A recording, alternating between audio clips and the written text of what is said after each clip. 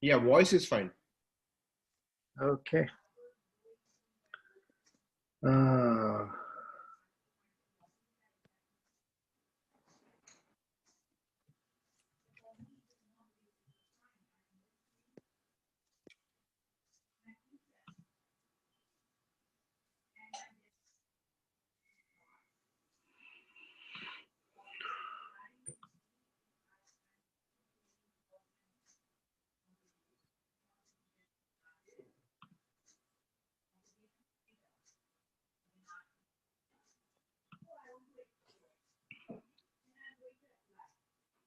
Time? Okay.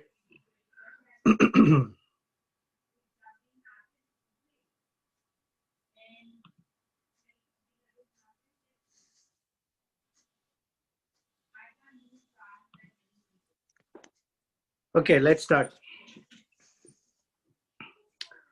Om Ajnanatimirandhasya Jnananjanashalakaya Chakshurunmilitam Yena Tasmai Shri Gurave Namaha Shri Chaitanya Manobhishtam Sthapitam Yena Bhutale Swayam Rupa Kadamahyam Dadati Swapadantikam Vancha Kalpatarubhyascha Kripa Sindhubhya Evacha Patitanam Pavanebhyo Vaishnavebhyo Namo Namaha Jaya Shri Krishna Chaitanya Prabhu Nityananda Shri Advaita Gadadhara Srivasadi Gaura Bhakta Vrinda Hare Krishna Krishna Krishna Hare Hare Hare Rama Rama Rama Hare Hare Anjananandanam Veeram Janaki Shokanashanam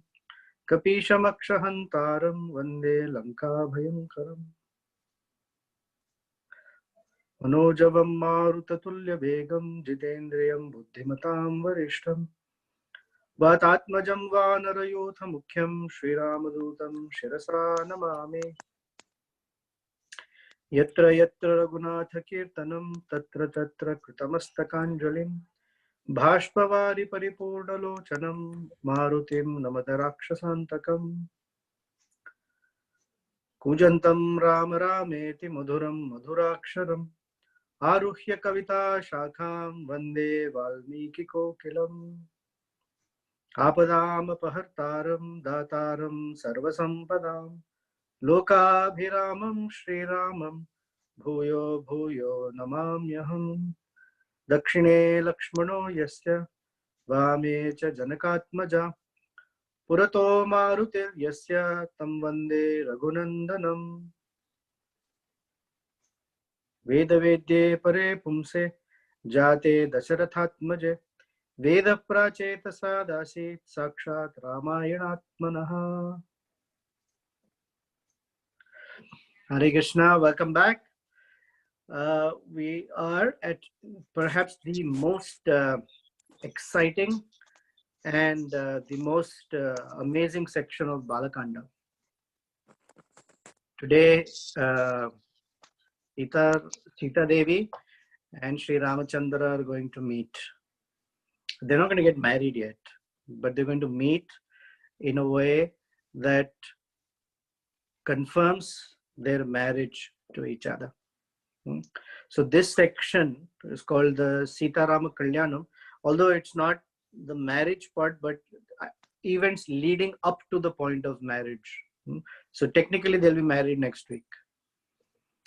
But today is the event of the breaking of Lord Shiva's bow. And there is a lot of meaning packed in this one event. Since we are devotees of Gaudiya Vaishnavism, a similar event is of Krishna lifting the Govardhan hill. It is considered one event in which there is so much packed for all the rasas. Similarly, this breaking of the bow has many deep meanings, and we'll try to explore that. Right now, I feel like a dam that is about to break, and I have to somehow contain myself. Okay, so you'll find my mind a little restless, and that's just the unfortunate part, but this is how it is. So we are in the 66th chapter of the Balakanda, and in the third verse, Janaka Maharaj is inviting and receiving Vishwamitra with Ramachandra and Lakshmana with him. So he says, Bhagavan Swagatam Testu Kim Karomi Tavanagha Bhavagya Bhavanagya Payutum Mamagya Payo Bhavatahyahamam. That please welcome Bhagavan Swagatam Te Astu. You more than welcome. You please welcome to our kingdom. Kim Karomi Tavanagha. What can I do for you? And then he says, Bhavan Agya Payatu. Whatever your desire is, Mama Agya Payo Bhavata. I will consider that my greatest honor to fulfill that desire. So that's as we say, your wish is my command. He's used those words. So Vishwamitra says, oh Janaka Maharaj, I heard that you are doing a yajna. So we have come, and I've brought Rama and Lakshmana, the sons of Dasharatha. They want to see the bow. So please show them the bow. So the desire of these two young men will be, young boys will be fulfilled. So Janaka Maharaj says, oh, by all means, I will show you the bow, but let me first tell you its history. And he says, my ancestor, his name was Devarata. He was the sixth in the line from Maharaj Nimi, who we are familiar from Srimad Bhagavatam. He was given this bow by the demigods to keep with. So we talked about the history, remember? Two bows were made, and Lord Vishnu uttered the Humkara. So from Janaka's side, he's not narrating all those details. All he's saying is that in one of the yajnas, when the demigods did not offer the first offering to Lord Shiva, he became very upset because they have violated the proper methodology. This is related to Daksha. And so because when the whole fight broke up between Lord Shiva's followers and the Brahmana's followers, then Lord Shiva apparently had picked up this bow and was ready to decimate everyone. So when they all fell at his feet and begged for his forgiveness, the Lord Shiva very quickly said, oh, forgiven, don't worry about it. And he gave this bow to the demigods. And the demigods handed it over to Devarata for safekeeping. And from generation to generation, that bow has been in their care. And so today it is with Maharaj Janaka. And as he's speaking the story that how the bow is in his care, immediately the next verse he breaks into is the mention of Sita Devi. And he says, Athame Krushataha Kshetram Langaladityaha Mama Kshetram Shodhyata Labdha Namna Sita iti Vishrutaha. I was wanting to perform a yajna, and before performing any yajna, one has to first plow the land. So as he's plowing the land, from the tip of the plow, the furrow that it creates, in that furrow, suddenly this baby appeared to her. And because she appeared from the tip of the plow, he called her Sita. That furrow or the tip of the plow is called Sita. So he named her Sita. He said, Namna Sita iti Vishruta. And then he says, Bhutala dutitma sa tu vyavyardharta mamatmaja virya shulkoti me kanya sthapayita. If anyone, I have established this rule that the price for giving my daughter, what I want in return, a price is virya, which means that I will give my daughter only to a suitable man who is powerful, Virya. Or in a simple way, my only dowry that I request is a man with a lot of power. So you remember, very first few verses of Valmiki Ramayana began with Valmiki asking, Konvasven Sampratam Loke Gunavan Kasya Viryavan. So all those questions that or the list of qualities that Valmiki had asked for, one by one they manifest within the Ramayana. So Viryavan. And so Janaka Maharaj says that many kings on this planet Earth have come to try to lift this bow. The challenge that I have placed is somebody who can lift the bow and string the bow is a suitable husband for my daughter. So many kings have come, and what to speak of lifting the bow, they're not even able to move the bow. It is so powerful. So many kings have tried, emperors have tried, the Gandharvas have tried, the Siddhas have tried, the Charanas have tried, the demigods have tried, but none of them have succeeded. In fact, there are times when all these kings, they became envious of me and even attacked my kingdom sometimes. But they were unsuccessful because the demigods have offered me their kingdom, their army to protect myself and to protect this bow. So he says, I will show this bow even to Rama Lakshmana. So in that verse, there's a verse in the 25th shloka, the word, he says, Tadetat Muni Shardulaha, oh the tiger among rishis, Dhanu Paramabhaswan. This bow is very effulgent. Paramabhaswaram. Rama Lakshmana Yoscha Api Darshayishyami Suvrataha. He says Rama Lakshmano Yascha Api. So that Api means they are also like human beings.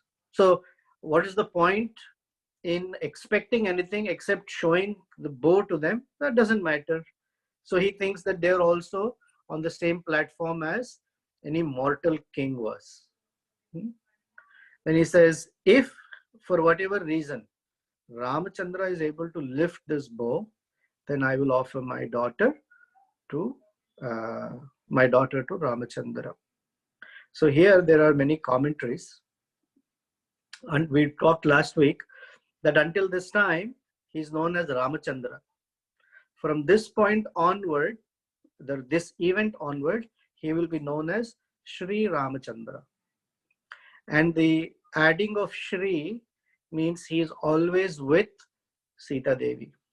Actually, in our philosophy, we are never supposed to take the name of the Lord without his consort.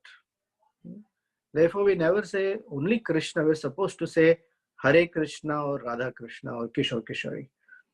And we always say Shri Ramachandra. So the consort and the Lord are always together. Suppose they're always supposed to be together. So this Shri is a prefix and it indicates something. So according to the Smritis, it says Shri iti prathamam nama Lakshmyaha. So if when you put the Shri as a prefix, it means he's endowed with the potency of Lakshmi Devi. Now there are many Lakshmis. There are 8 types of Lakshmis, which we're not going to get into discussing them today because I have a lot to tell you. But there is a very sweet expression of rasa in Kalidasa's Raghuvamsham. Raghuvamsham is one of Kalidasa's super excellence poetry. And in that Raghuvamsha, Kalidasa says that at the point where Sri Ramachandra sends Sita away to the forest. She's pregnant and she doesn't know that she's going away on a one-way ticket. And then when she realizes that Lakshmana is leaving her there, she expresses something as if, not as if, in a hurtful or angry mood. She says, earlier you had rejected one Lakshmi for another Lakshmi. So the Lakshmi he had rejected was Rajya Lakshmi. So recently we discussed this verse that's in the Bhagavatam. Tyaktva sudushyajya surepsita Rajya Lakshmi. You gave up Rajya Lakshmi, this whole kingdom, you gave her up to be with Bhagya Lakshmi. Bhagya Lakshmi is the one that is fortune. What is the fortune? That Sita Devi and Ramachandra were together in the forest for 14 years. So for Rajya Lakshmi, for Bhagya Lakshmi, you gave up Rajya Lakshmi. But now, after we have been together, Ravana has been killed, and we've been together in the palace, somehow I feel Rajya Lakshmi has become envious of me. And now, to somehow make her happy, you are staying with Rajya Lakshmi and rejecting Bhagya Lakshmi. And that's how Sita Devi goes away to the forest. And from a rasa perspective, this is called mana. Another time I will narrate to you the 4 aspects of love in separation. One is called Purvaraga, then one is called Mana, and there are 2 more. So Purvaraga means the excitement of 2 lovers who have not met yet. They're anticipating to meet. And Mana is once they have met, there are aspects in which they have this slight sense of anger, and the other person has to then appease the one who's angry. So in Radha Krishna pastimes, there are hundreds of Man Leela. So Radharani becomes upset or Krishna turns away, and then Krishna has to somehow or the other appease Srimati Radharani. So here this is Man Leela of Sita Devi. So anyway, Janaka called for the bow to come into the assembly. And with a lot of music and pomp, a cart with 8 wheels was dragged and pushed by 5,000 strong men. And this cart and the bow was decorated with flowers, sandalwood paste, turmeric, kunkuma, because it has been worshipped. It's a very, very special item in Janaka Maharaja's kingdom. Then everyone is astonished to even see the effulgent bow that is so big. Okay, it's not that it is just the height about 6 feet or something. It's very big bow. And when they somehow or the other 5,000 people push this bow to get there, then is there. The shloka is Vishwamitra Saramastu Shrutva Janaka Bhashitam. He heard what Janaka said. Vishwamitra and Rama were together. And then he says, Vatsa Rama Dhanur Pashya iti Raghavam Abravit. Vishwamitra said, O Raghava, Vatsa, my dear boy, Rama Dhanur Pashya. Look at this bow. So these 4 words, Vatsa, Rama, Dhanur Pashya, have 16 meanings. So I'm going to walk you through all those 16 meanings. So I hope you're ready for a little detail on this. So first he says Vatsa. Vatsa means my dear child. So first, the reason he's called Vatsa is, compared to everyone in the assembly, Rama and Lakshmana are the only 2 children per se. Of course, Sita Devi is younger. But from Vishwamitra's side, he says Vatsa. because he's just a child compared to the kings, the devatas, the Gandharvas, Charana, Siddha, all of them. Compared to them, Ramachandra is and Lakshmana is, they are very young boys. So Vatsa. Second meaning for Vatsa is Vishwamitra is slightly hinting and warning Ramachandra. At this point, you need to remain Vatsa. Previously, you came as a Vatsa, a little boy, and as soon as Bali Maharaj said, I will fulfill your 3 wishes, you became this gigantic form that covered the entire universe. So remain as a child. Don't show your Vishnu Rupa right now. Okay, remain as Vatsa. Because he said, Ramachandra keeps saying, Atmanam Manusham Manye. So remain Vatsa. Third is, the Supreme Lord is always known by another name called Shrivatsa. Shrivatsa is this little white patch of hair on the chest of the Lord that stands out in the background of his dark body. So Shri is standing there, so you are still Vatsa. So he's saying, they are compared, Sita Devi and Ramachandra are compared like a dark rain cloud and a flash of lightning. So the rain cloud is blackish and the lightning is golden or whitish. So Sita and Ramachandra, or the Shrivatsa mark, are also like that. So he's saying Vatsa, he's reminding or calling out on the name of the Supreme Lord. And he says that is how you'll be together. Then the word is Vatsa Rama. So before he paused at Vatsa, he immediately said Rama, because the general rule in an assembly is that the youngest person is called Vatsa. So Lakshmana is younger than Ramachandra. So as soon as Vishwamitra would say Vatsa, it is very possible that Lakshmana could step forward. And if Lakshmana steps forward, then very possibly he may lift the bow, but this is not for him. So before Lakshmana can step forward, Vishwamitra says Vatsa Rama. There is an entire Ramayana written by Hanuman called Hanumat Natakam. It is a very fascinating book. In Hanumat Natakam, when all of the kings are assembled and the bow is there and there's nobody to lift the bow, Janaka Maharaj asks, Nirviryam Urvitale? Is there not one Virya person on this entire earth planet? So Lakshmana, to hear that, would become very angry. How dare you speak like that? Ramachandra is here. And why you need Ramachandra? A person like me, who's just a humble servant of Lord Ramachandra, can easily lift this bow. And not only this bow, I can devastate the entire universe in one small action.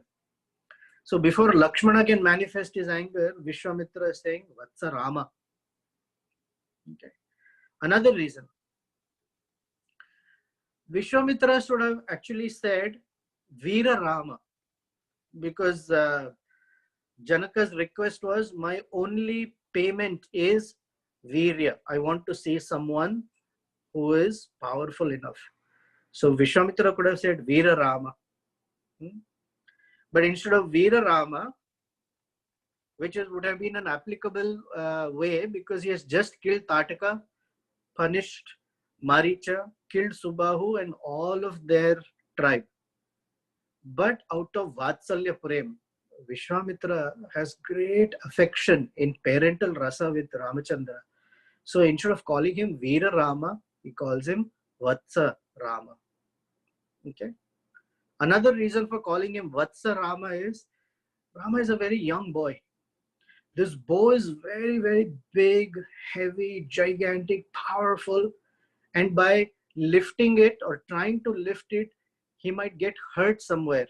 So he's telling him, Vatsa Rama, my dear child, be careful when you're about to lift the bow. Okay. Another reason for calling him Vatsa Rama is, O Ramachandra, you are the Supreme Personality of Godhead. Because I have said previously to Dasharatha, Mahatmanam Vedmi, I already know who he is. So I'm calling you Vatsa because lifting this bow is like child's play for you. It's not at all difficult. So Vatsa Rama. Okay. Then the next word is Vatsa Rama Dhanur. Now he's telling him, look at this. I didn't even say look, he said this bow. So he's saying, my dear Lord, who are hidden in the form of a child, actually this bow is for you to take. Because I have taught you all of Dhanurveda. I've taught you all the science of weaponry. So time has come where you can now demonstrate what you have learned. Therefore, Vatsa Rama Dhanur. Next is the lifting of the bow would be the indication that Lord Ramachandra would marry Sita Devi. The meaning of the name Rama is Ramayati iti Rama. That means whoever comes in touch with Lord Ramachandra, either through his holy name or his form or his qualities or his Leela, even just hearing the word Ramachandra or Rama, one's heart is filled with affection and delight. So by lifting this bow, you will delight all of the creation. So you will marry Sita, and that's how every living being on this planet will become delighted. So Vatsa Rama Dhanur. Another reason is, or another meaning is, he says, this is Lord Shiva's bow. The word Shiva means auspicious. So that Bija, Sha or Sham is considered to be giving of auspiciousness. So he's called Shiva, Shambhu, Shankara, like that, because he distributes auspiciousness. So when Ramachandra, when you string this bow, you are going to enjoy the auspicious wedding with Sita Devi. And you're going to shower auspiciousness on everyone who's here and who in eternity will hear about you marrying Sita Devi. So that is the auspiciousness. Then the fourth word he says, Vatsa Rama Dhanur Pashya. Why Pashya? Why should you look at the bow? He didn't say Vatsa Rama Dhanur Dhara. He said Pashya, look at it. So the first meaning of the word Pashya is, for you, O Ramachandra, looking at the bow is as good as lifting of the bow. Angani yasya sakalendriya vrittimanti pashyanti panti kalayanti chiram jaganti ananda chinmaya sadujjvala vigrahasya govindam adipurusham tamaham bhajami. O Adipurusha, Supreme Personality of Godhead, who are a delight for all the senses, Govinda, for you, every sense can act and has the same power as any other sense in you. So with this one sense of looking, you are the type who pashyanti, just by looking, panti, kalayanti, chiram jaganti. For a very, very long time or eternally, you can create, you can sustain, and you can annihilate the entire creation simply by your glance. So if you can do that, what is lifting of this bow? It's nothing. So Vatsa Rama Dhanur Pashya. Next, he said Pashya. He did not say to Ramachandra, please lift it, please string it, nothing. Because he's telling him, listen, Ramachandra, you're a little boy. Okay, so there is this conflicting emotions in Vishwamitra, and different acharyas take on why Pashya. So Here he's saying, Ramachandra is a small boy. If Vishwamitra told him, please pick up the bow, and for some reason Ramachandra could not pick up the bow, then everybody would say, oh, how can you ask a little boy to pick up a bow? Why would you put him to such a test? So just by saying Dhanur Pashya, you just look at the bow, and if Ramachandra were to try to pick it up and for some reason he's not able to, then everyone will say, yeah, the spiritual master only said look at it. So it's, after all, Ramachandra is a small boy. So how could he lift it? So there is nothing wrong or nothing short if he could not lift. We can understand. Therefore, the Guru said, just look at it. The third reason is, or third meaning is, Vishwamitra saying, listen, I taught you everything and I brought you to Mithila, and my duty ends with showing you the bow. Therefore, I'm asking you, now I've brought you here, look at this bow. From here on, you can do as you wish. And you think whatever you think is appropriate, you do. Yet another meaning is Ramachandra is an expert at understanding the mind and heart of his Guru. We say Sri Chaitanya Mano Abhishtam. Rupa Goswami was like that. He understood the heart and mind of Lord Chaitanya. This is the quintessential quality of a disciple. That whatever the Guru may say, there may be a word he may say, but one must understand the heart of the Guru. And Ramachandra is such a personality. So when Vishwamitra said, oh Rama, see, look at this bow, he understood the inner meaning. Sometimes we say to somebody, oh, there is this difficult situation, can you just look into it? It means you have to do something about it. So Lord Ramachandra understood Pashya actually means please lift it and string it and claim Sita Devi as your consort. That we have all been waiting for this moment for you. Then another poet says, the bow is right in front of them. 5,000 people have drawn it there. It's on a cart with 8 wheels. Why do you need to tell Ramachandra, look at the bow? Vatsa Rama Dhanur Pashya. The reason is, Sita Devi is somewhere in the assembly. And Vishwamitra is concerned that Ramachandra's eyes will be drawn to Sita Devi. And his eyes being drawn to Sita Devi, more important than that is for him to lift the bow. Only then Sita Devi can become his. So he's warning his disciple, O Rama, instead of looking somewhere for Sita Devi, keep your eyes here, look at the bow. Because if you string this bow, then she will be with you for a long time and you can look at her peacefully as much as you want. Right now, look at the bow. Therefore, he's calling him Vatsa Rama Dhanur Pashya. Oh, my dear child, look here. Pay attention here. And finally, he calls him Vatsa Rama Dhanur Pashya Raghavam iti abravit.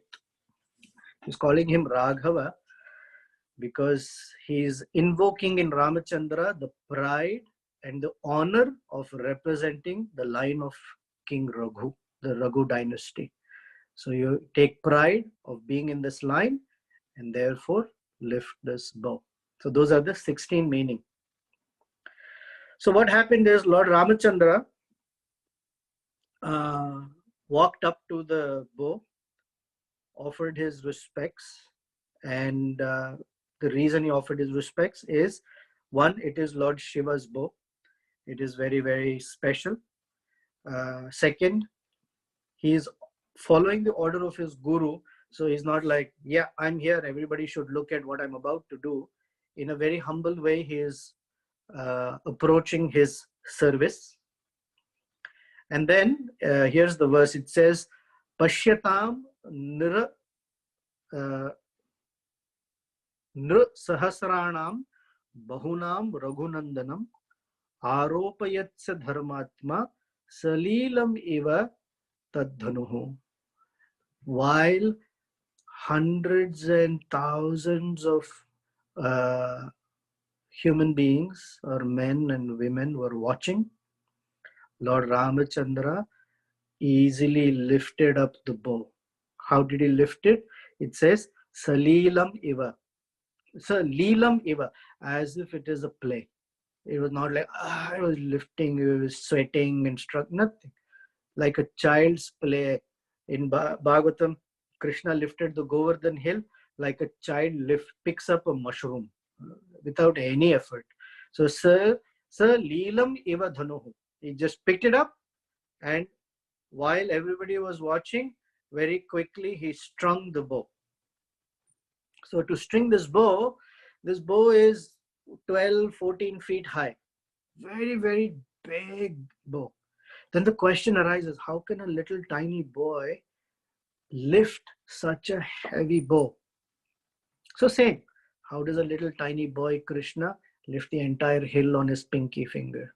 There is a potency. As soon as Lord Ramachandra touched that bow, some commentators describe that the bow became light and small enough for him to tie. That is his potency. So the next verse says, Aropayitva Maurvi cha Puryamasam Viryavan Tad Bhanja Dhanur Madhye Narasreshta Mahayashaha. First of all, the whole assembly was shocked that Lord Ramachandra picked up the bow with such ease and with such dexterity and so quickly pulled the string up and tied it and pulled it to his ear and completely broke it. And it all happened so quickly that everyone went into a shock. They didn't even realize what happened. It happened that quickly. And the breaking of the bow was so loud that everybody in the assembly fainted except 4 people: Janaka Maharaj, Rama Lakshmana, and Vishwamitra. So the verse says, Tasya Shabdaha Mahan. The sound of the breaking of the bow was so loud and intense that it represents this thing. It's called Nirghata Saman. Nirghata Saman Iva Swanaha. Swanaha means the sound. Nirghata Saman. So question is, what is Nirghata? Nirghata is the explosive sound when 2 rain-laden clouds smash with each other and this heavy strike of lightning manifests. And that sound is so intense that we don't hear that kind of sound. It's not a normal occurrence, and anyone will be scared by that sound. It was very, very tumultuous, suddenly massive. Now they never expected that the bow will break. They thought maybe at most someone can lift it and maybe string it, but breaking it was this fascinating experience. This breaking of the bow has again many meanings. I'm going to narrate to you about 10 meanings or 10 things from the breaking of the bow. So bear with me. In a work called Udara Raghavam, it is said that when this bow broke, Lord Shiva, who was sitting in Kailash, suddenly became very happy. So the poet is then asking why Lord Shiva became happy when his bow was broken. Maybe he should have felt disappointed. So then the principle they quote is, in your happiness, when something smaller or insignificant gets destroyed, you're not that disappointed. And from a rasa perspective, they give the example of a garland and flowers. That flower by itself is fragrant, but when someone wears it, and let's say we hear in the pastimes of Radha and Krishna that Radharani and Krishna the next morning, they have this fragrance of the flowers that were crushed in their embrace. So they are not thinking, oh, such a beautiful garland got crushed, but they are happy that they got the opportunity to embrace each other. So similarly, when this bow broke from that tumultuous nirghata sound, the entire earth shook. The verse in Ramayana says, Bhumi kampascha sumahan and parvatescha diryataha. The earth shook, and it was as if the bolt of lightning has smashed a mountain. That kind of noise. So when the earth shook, even Kailash mountain shook a little bit. And Parvati Devi, who was sitting right next to Lord Shiva, in that shaking of the Kailash mountain, suddenly became scared, and out of that fear, she tightly embraced Lord Shiva. And because of that embrace, Lord Shiva became very happy. So somewhere Lord Ramachandra broke a bow, and Lord Shiva became very happy. Then in Hanumat Natakam, it is described in a very sweet way that as soon as the bow broke, 3 women became eligible for marriage instantly. So the 3 women are Shri, Hari, and Kirti. Shri is Sita Devi, and instantly she became eligible to marry Lord Ramachandra. Then Hari, the English meaning of Hari is shyness or embarrassment. So Hari went and embraced all the other kings that were there because their head was hung in embarrassment that a young boy broke this bow. So poetically, Hari became married to all these kings. And Kirti, who was eligible, went around the entire universe looking for a suitable match and unfortunately couldn't find one. It's a poetic way of saying that Lord Ramachandra's Kirti was unparalleled in the universe. Nobody could match that Kirti. There was nobody who was a suitable match for Kirti. Then in the Upanishads,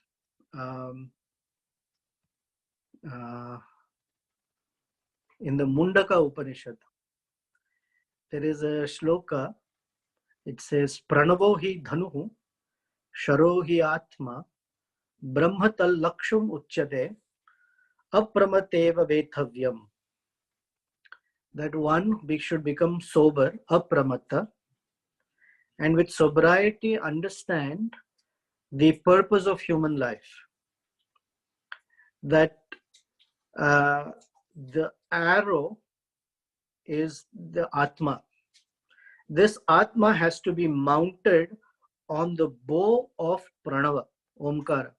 It's the power of mantra, Om particularly, but power of mantra, that the Atma needs to be mounted on the bow of Omkara, and it must be drawn, and the target, that Laksham, is Brahman, the Supreme Personality of Godhead, is the object, the target.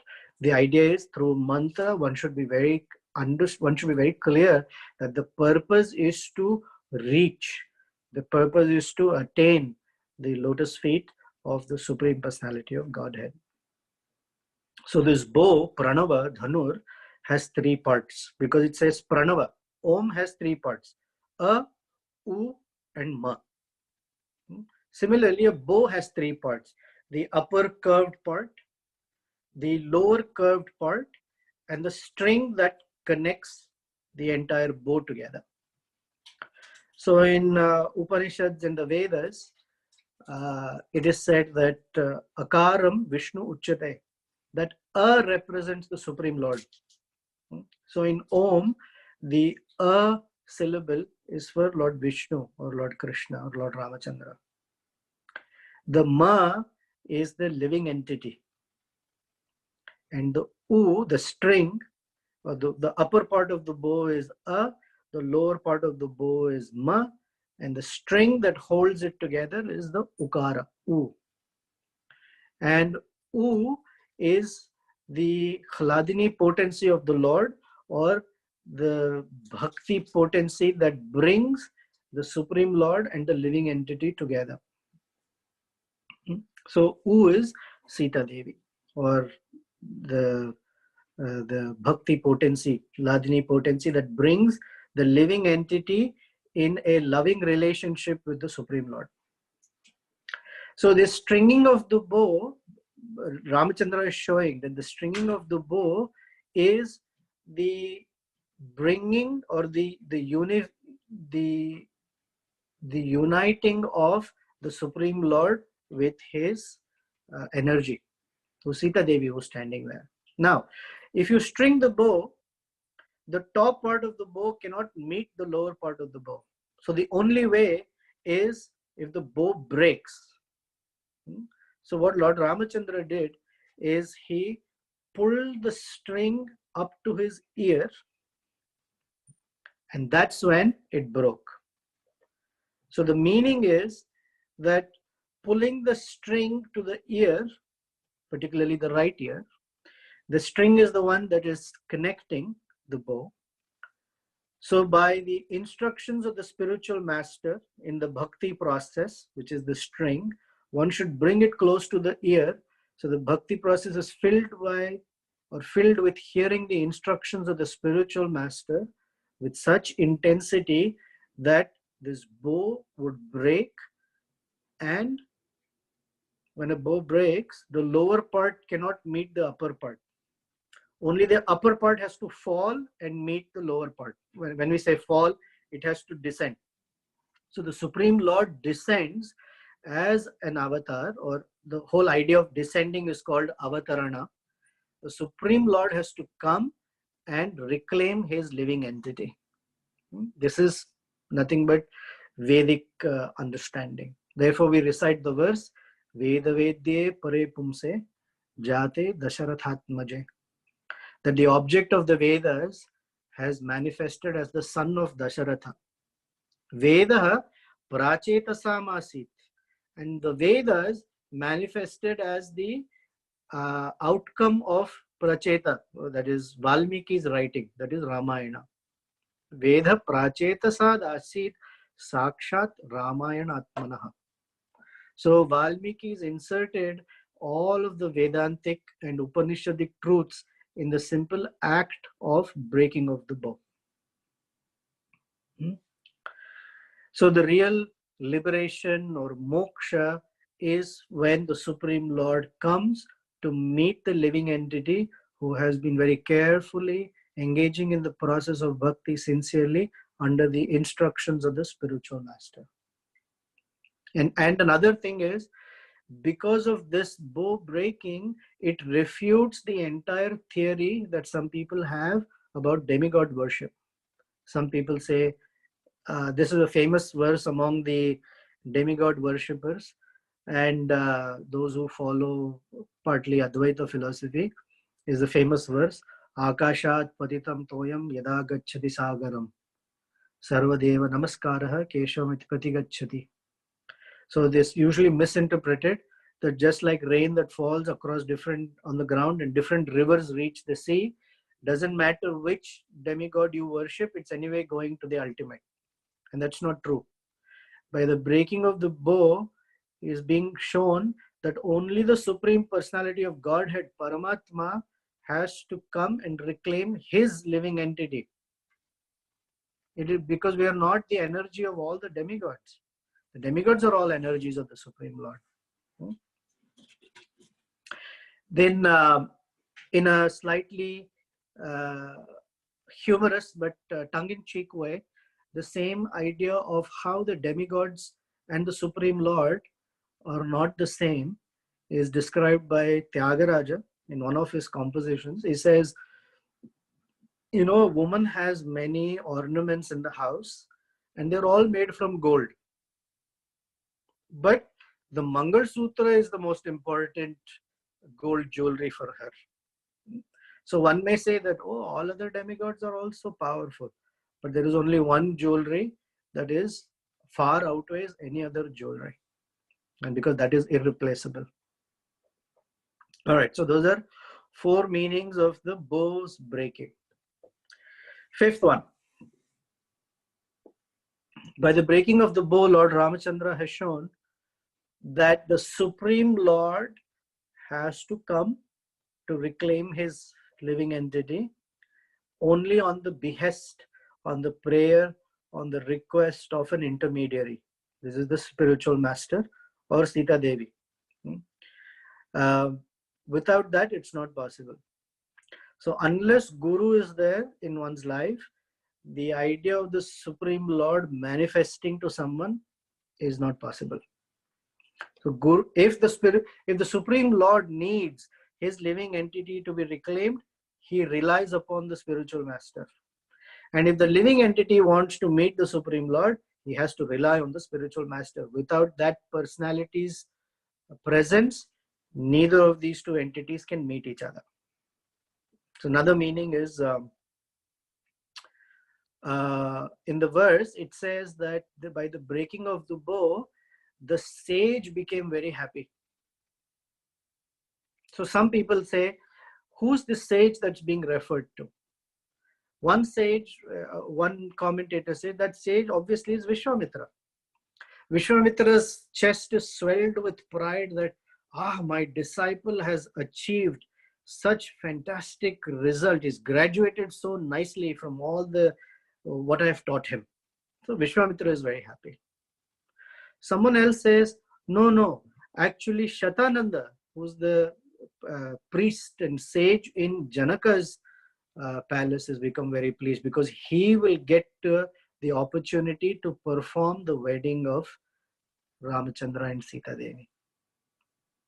Another commentator says, no, the sage is actually Vasishtha.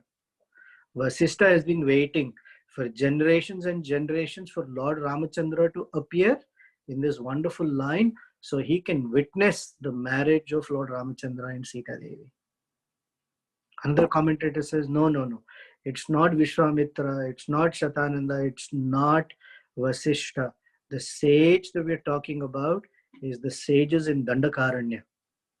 They have been meditating on the Supreme Lord for thousands and thousands of years and wondering, will they ever get the benediction of meeting the Supreme Lord? And by the breaking of this bow, that assurance has been established that yes, very soon they will meet him. Okay, another meaning, this is called Shahokti Alankara. Shahokti Alankara is a way by which the Lord, he does one thing, but he accomplishes multiple other objectives. So the Shahokti Alankara is that by lifting up the bow, the 3 things that are happening. Lord Ramachandra lifts the bow up, then he bends it down a little bit, and then he shakes the bow. So by these 3 actions, 3 other things are happening. When he's lifting up the bow, all the hair on Vishwamitra's body are standing on end out of ecstatic affection and the thrill of this Vatsalya Prema at its pinnacle. Then as he bent it down a little bit, it said all the heads of the kings bent down in dejection. Then he shook the bow. The question is, why is he shaking the bow? Because it has been worshipped with sandalwood paste, kumkuma, turmeric or haridra, flowers. It's filled, like Varaha Narsimhadev in Simhachalam. Every day they put in so much sandalwood that the deity is filled. You can't actually see the deity, it's just a round mound. So all this sandalwood and kumkuma, flowers, he's shaking them away. So as he's shaking the bow, he's shaking away all of Janaka's doubts. He's shattering and shaking Janaka's doubts. Will my daughter ever be married? Can Ramachandra ever string this bow. So all those doubts were shaken off. And then finally, after shaking the bow, as he strung the bow and drew the string to his ear, it is said that he was tugging on the strings of Sita Devi's heart with joy and anticipation of uniting with his Lord. The eighth meaning, yet another commentator says that when Ramachandra strung the bow and he tightened the knot on the bow, for two women, the knot of their Mangal Sutra became loose. One was Tara, the other was Mandodari. It is to indicate that very soon Vali and Ravana will face their end.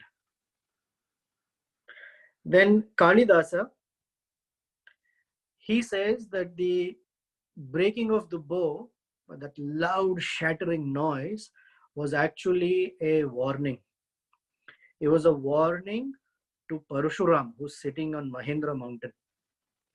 It is to warn him that the pride that you were carrying, that you have destroyed the 21 generations of Kshatriyas, that is going to get shattered very soon. And your tapasya that you are very deeply meditating on, that also has been shattered by this sound of the breaking of the bow. And then finally, Tulsidas, in his Ramcharitmanas, says that in this whole pastime, when Dasharath Maharaj, when Janaka Maharaj, had asked that Virya Shulka, that my only price I'm asking is Virya, Ramachandra standing there and stringing the bow, Lord Ramachandra was the embodiment of Virya Rasa. It's as if that Virya had taken a form, and that form was of Lord Ramachandra. And finally, the reason this is all important, and we're going to touch again a little bit next week, is the word Sita, as I said earlier, is the tip of the plow, or the furrow that is created in the ground. In Bhagavad Gita chapter 13, text number 2, Krishna describes to Arjuna, Idam shariram kaunteya kshetram iti abhidhiyate. This body is considered a field of actions. And a plow is used to till the field. So if this body is the field, the plow that is required to till this field is intelligence, buddhi. And by proper plowing, by Janaka, who's the person who's plowing this field, you're supposed to find Sita, or the Atma. And the reason the Atma is feminine, because Krishna says, the living entity is my energy. So each one of us, it is meant that we take instructions from the spiritual master and plow this field of action, this kshetra, with our buddhi to find Atma. And that Atma belongs to the Supreme Personality of Godhead, Sri Ramachandra and Sri Krishna. That is how the meaning and the purpose of why Sita is compared to the living entity is this is the basis of that analysis. All right, we're at 11 o'clock. Any questions, comments? So I've given you 16 meanings of Vatsa Rama Dhanurpashya and about 10 meanings for the breaking of the bow, what it means and what it signifies. Any questions, comments? I could have been more animated, but this coronavirus social distancing, it's not the same as having people in the presence of an audience. But hey, this is what it is. Any comments, questions, thoughts? Hare Krishna, Prabhu. Hare Krishna. Hare Krishna, I can hear you. Okay. So Prabhu, you said like Lord Rama, when he was breaking the bow, 4 personalities other than Lord Rama, Lakshmana, Vishwamitra and King Janaka, everybody fainted, right? That includes. Right. The question Mother is Sita? Sita Devi fainted? Yes, yes. Sita Devi, some commentaries say Sita was in the assembly, some say Sita was not in the assembly. So we are going by Valmiki's commentary, and Valmiki said everyone except 4 of them. So if that is the case, if Mother Sita also fainted, we have also heard like when she was young, when she was cleaning, she just lifted the bow herself, and she was very strong. Then why would she faint? Correct. I don't know why she would. So I don't know. We're assuming she's not there. Okay. Thank you. But fainting of in ecstasy is also possible, right? Yeah. So many times Lord Krishna fainted in ecstasy. Even when he was fighting with the demons, he never fainted. But a simple gesture of Srimati Radharani and Krishna swoons and faints. Srimati Radharani swoons and faints. So even if she fainted, it's not out of fear of the sound, but you can think of it as the ecstasy of the joy of being united with him. So even if she fainted, there's no violation of rasa. In fact, it'd be fantastic. Okay, thank you. Hi, Krishna Prabhu. Haribol. Is it true that Ravana also tried to come lift the bow and he couldn't lift it? Did that happen? It's not in Valmiki Ramayana unless it comes later, but it is said that different people tried. At least Dasarath Maharaj is saying the Devatas, the Rakshasas, different people tried. When he's saying the Rakshasas have tried, we can assume that Ravana also was one of the candidates. And you already told about this, but I forgot, Prabhuji.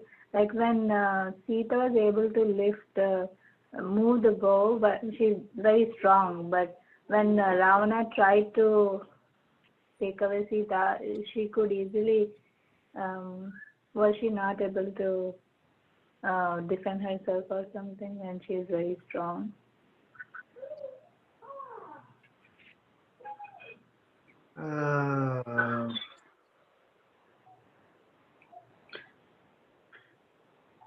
Ravana died because of Sita Devi's power.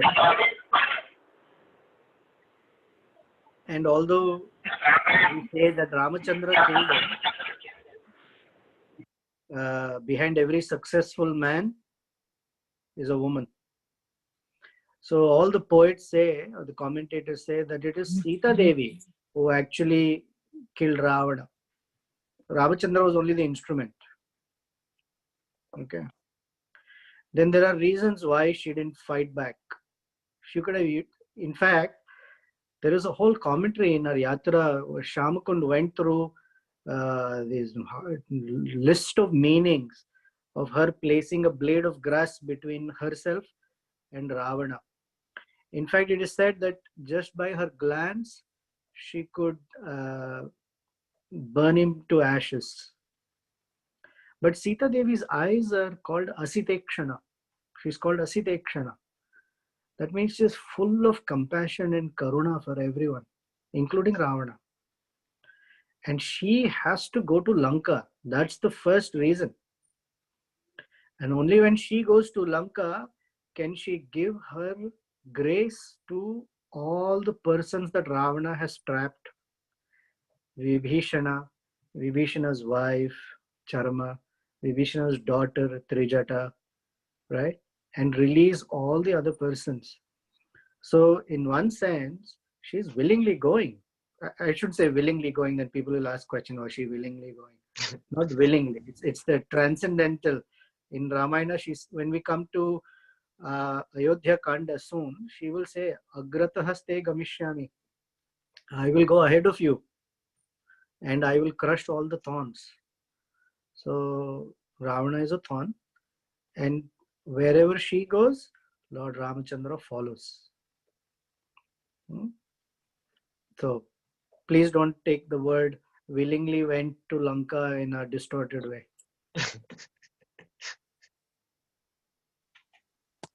Hare Krishna, Prabhu.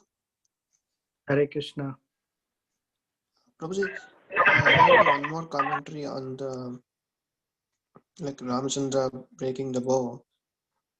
It says that like when Lord Shiva gave bow to the ancestor of Janaka Maharaj, it is already cracked. So something which is already cracked, that's considered as inauspiciousness, and that's why he broke the Dhanush. Inauspicious for what? Inauspicious for the to keep something like which is broken in the home is considered as inauspicious. I don't know that, but even if it was cracked, the issue is not about it's being cracked. The issue is no one can lift it. One commentator, in a very humorous way, says Lord Ramachandra did not like this idea of this test, that you can only marry my daughter if you can lift the bow and string it. So he just broke it once and for all to show Janaka that no more discussion of Sita's wedding. Done. I am marrying her, and that's the end of it. Thank you. Hare Krishna Prabhuji. Hari Bol. Hare Krishna. Jai Shri Ram Prabhuji. Jai Jai. Prabhuji, my question is when Lord Ramchandra broken the bow, what was the reaction of Lakshman? What is the reaction of Lakshmana? Yes. I don't know. It doesn't say. We can just assume that it was joy because he is a servant. So he's in the mood of a servant. So whenever the master accomplishes something fantastic, it's always wow, amazing, and joy, and Yes. So we can only assume that Lakshmana is always joyful. Thank you, Prabhuji.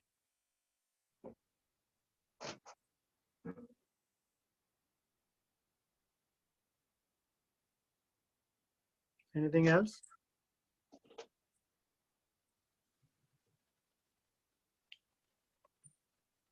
All right. If nothing else, thank you for your participation. We meet again next Sunday. And next Sunday, we will complete Balakanda. Hari Bol. Hari And Bol. next week will be Haribo. the most auspicious wedding of Lord Ramachandra and Sita Devi. And it's a very fascinating one. Again, just as this shloka has Pashya Vatsa Rama Dhanur Pashya and has full of meanings, next week is a shloka that Janaka Maharaja says to Lord Ramachandra, Iyam Sita Mama Suta. And there are other words. It says Saha Dharmacharini Tava. So these words Iyam, Sita, Mama, Suta all have different meanings and is very, very packed with such exciting meanings and different things packed in it for us to nicely ruminate, chew, and enjoy. And then they will meet Parashuram, and then they will go back to Ayodhya. And not just Lord Ramachandra and Sita Devi, but Lakshmana, Bharata, and Shatrughna, all four will get married to 4 amazing women. Okay. Until then, let us meditate on the act of Lord Ramachandra picking up the bow and breaking it to claim Sita Devi. So for each one of us, Lord Ramachandra is ready to break his bow and meet us and take us back with him. For it to break, then the arrow or the string needs to be pulled taut, very tightly up to the ear so that the bow bends very, very intensely. That means that it's a visual that our bhakti, our chanting of the mantra given by our spiritual masters are something that will aid us, will guide us. They have the potency to take us there.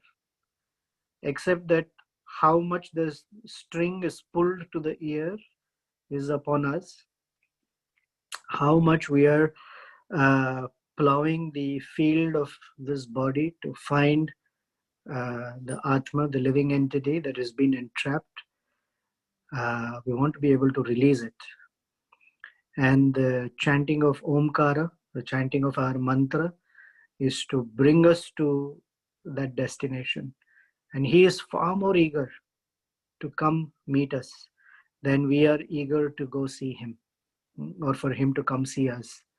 So by hearing this, by visualizing the beauty of Lord Ramachandra standing there, lifting this bow and breaking it just for us to come back to him. Okay. Thank you. Hare Krishna. Srila Prabhupada ki jai. Srimad Ramayana ki jai. Thank Jai. you. Thank you, Prabhu.